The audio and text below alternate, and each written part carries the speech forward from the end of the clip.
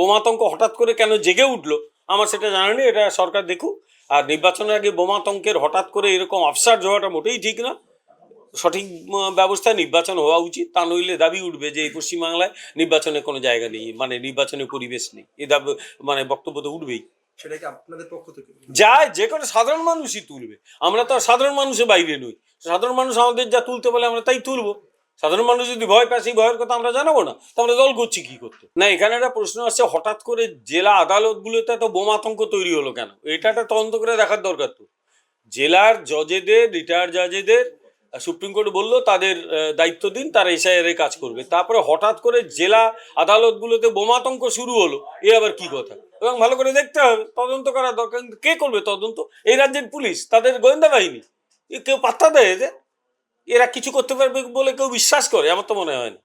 কিন্তু জিনিসটা যথেষ্ট, পুলিশ, আইবি, ডিএম সব একই। নলে দেখলে না এসআইআর এর সময় লাস্ট মোমেন্ট অব্দি আটকে রাখতে বলেছে, এখন আপলোড করবে না, লাস্টের দিকে আপলোড করবে যাতে ধরা না পড়ে। সবই তো ধরা পড়ে গেল। এরকম করে চালাকি দিয়ে মহৎ কাজ হয়? সেও তো একজন বাঙালি বলে গেছে বিবেকানন্দ, চালাকি দিয়ে মহৎ কাজ হয় না। কিন্তু এরা করতে গিয়েছিল, যা হবার তাই হয়েছে, ধরা পড়ে গেছে, এবারেও ধরা পড়বে। হ্যাঁ হ্যাঁ, না ধরার কি আছে? আমাদের বিচার বিভাগের উপর, বিচারকদের উপর আস্থা রাখতেই হবে। বিচারকরা অত্যন্ত শ্রদ্ধেয় মানুষ, তারা কখনোই চাইবেন না তাদের মান সম্মান নষ্ট হোক। সুতরাং অধিকাংশ বিচারকই আমি বলবো নিরপেক্ষ নিশ্চয়ই। তারা যা কাজ করবেন তারা গণতন্ত্রের স্বার্থেই কাজ করবে। না, এই না হলে তৃণমূল মেয়েদের গায়ে হাত দেবে, মেয়েদের বিবস্ত্র করে মারবে, হাত পা ভাঙবে। এই তো, এটা তো এদের সংস্কৃতি। তো এদের সংস্কৃতি হচ্ছে সংস্কৃতিকে ধ্বংস করে দাও। সংস্কৃতিকে ধ্বংস করার সংস্কৃতি এ রাজ্যে চালু করেছে। প্রথম ধ্বংস করার সংস্কৃতি সিপিএম চালু করেছিল, তার জায়গায় তথাকথিত ওই বাম সংস্কৃতি চালু করেছিল। এরা আবার তো পয়সা সংস্কৃতি দিয়ে শুরু করলো, এখন সব ধ্বংস করছে। ওই একটা কি ভস্মাসুর বলে একটা চরিত্র ছিল না পুরাণে, এদের সেই হাল হয়েছে। এবার নিজের মাথায় হাত রাখবে, নিজে ধ্বংস হয়ে যাবে। এই হবে, আর কিছু করার নেই। পরেশ পাথর ছুলে শোনা হয়, আর ভস্মাসুর যার মাথায় হাত দেয় সে ভস্ম হয়। শিব বললো নিজের মাথায় হাত দিয়ে দেখো, নিজের মাথায় হাত দিলেও ধ্বংস হয়ে গেল, পুরো ভস্ম হয়ে গেল। এদের হাল সেই সেই সেই জায়গায় পৌঁছে গেছে, চিন্তা নেই। এরা ভস্মাসুরের ধ্বংস হওয়ার ঠিক আগের স্টেজে রয়েছে, তো পড়তেই পারে।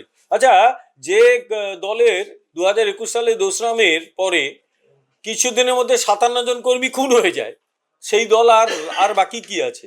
সুতরাং আমরা এইসব মার খেয়ে ঘর ছাড়া হয়েও দাঁড়িয়ে আছি। 1% ভোট কমেনি, কোথায় 0.5%, 1% কমেছে। আবার এই মুহূর্তে যা ভোট সেটা প্রায় 42-43% দাঁড়িয়েছে লেটেস্ট জনমত সমীক্ষা ইন্ডিয়া টুডে। সুতরাং বিজেপি মার খেয়েও রাজনীতিটা করছে, কারণ এরা হৃদয় দিয়ে রাজনীতিটা করে। এটা চুরি করার জন্যে, চিটিংবাজির জন্য রাজনীতি করে না। চিটিংবাজরা তারা পয়সার জন্য রাজনীতি করে, বিজেপি লোকজন করে না। সুতরাং মার খেয়েও দাঁড়িয়ে আছে, আগামী দিনে দাঁড়িয়ে থাকবে। নতুন বাংলা গড়তে হবে, তা নইলে একদম পশ্চিম বাংলাদেশ হয়ে যাবে। বিজেপি ওটা হতে দেবে না। তা এরা যদি ফেরে, পশ্চিম বাংলাটা পশ্চিম বাংলাদেশ, আর পশ্চিম বাংলা থাকবে না। একদম জামাত ওপারে পুরো জিতে নিয়েছে, পুরো। ওদের যে 68টা আসনের 90% কিন্তু বর্ডার এরিয়ায়, 90-র বেশি। ফলে মানুষকে বলবো, কত আর ঝুঁকি নেবেন? একদম ঝুঁকি নেবেন না। এরা ক্ষমতায় এলে একেবারে ওই জামাত আর এদিকের এই সব এক হতে যাবে।